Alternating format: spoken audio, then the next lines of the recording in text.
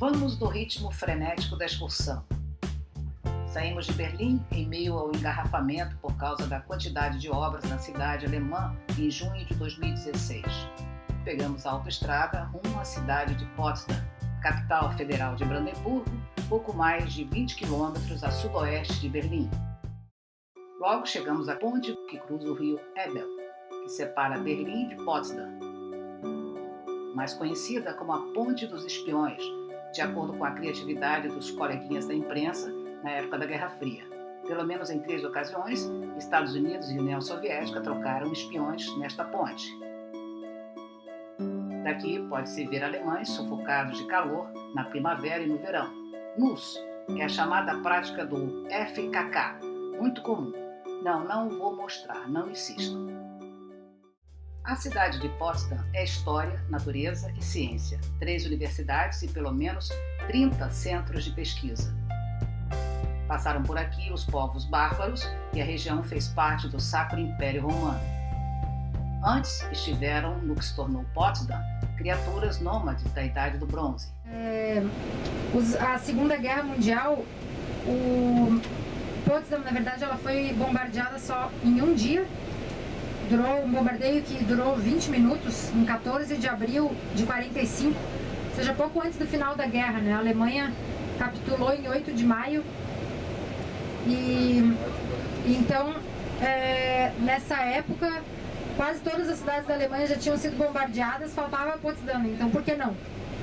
Então resolveram bombardear, mas foi mais um bombardeio moral, não foi realmente para destruir, porque Potsdam não tinha uma importância estratégica para a guerra, então foi mais por uma questão moral mesmo. Aqui eram os palácios, enfim, era uma representação do militarismo prussiano, de alguma forma, né? Uma representação da Prússia. A Prússia era sempre associada ao militarismo, então foi bombardeada, mas só durante 20 minutos na noite de 14 de abril de 45. No século XVIII, a nobreza se encantou com esta parte da atual Alemanha, que se tornou um império sob a liderança da Prússia. Da bucólica estrada não parece, mas são 500 acres de parques e 150 construções dessa época. Daí Potsdam ser patrimônio cultural da humanidade pela Unesco desde 1990. E Voltaire, o filósofo francês, ele inclusive morou aqui em Potsdam por 3 anos, na época do reinado do Frederico II, Frederico Grande. Essa rua é em homenagem ao filósofo francês, que também é homenageado no próprio Palácio de Sanssouci, também tem uma sala com o nome dele. Vamos parar onde o roteiro da excursão considera mais digno de se ver, e esta maquete dá uma ideia da imensidão do Parque de Sanssouci. Área verde e palácios completam 287 hectares. A maquete dá uma ideia da imensidão e da pressão da guia portuguesa me chamando para correr. O horário foi entrada. Tá bom. O novo palácio ao fundo foi o segundo que o rei da Prússia, Frederico II, mandou construir em Potsdam.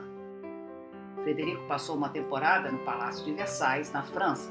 Ficou encantado e também quis, igual ou melhor, mais bonito. O palácio foi construído no século XVIII no estilo barroco. De fora, a sensação é de que não quisesse, ninguém se encontrava lá dentro. Palavra de rei não volta atrás e a vontade foi feita. São 200 cômodos, todos mobiliados e decorados em cada metro quadrado, com luxo.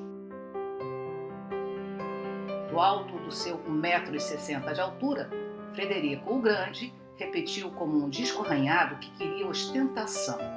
Os objetos de decoração são finíssimos.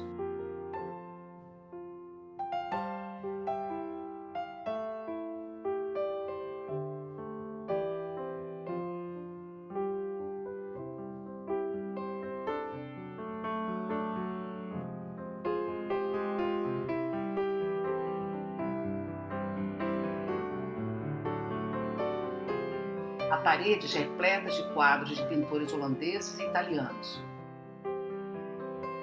E os lustres? É um deslumbre para quem aprecia como eu. Confesso, pensando no trabalho que dá para limpar isso.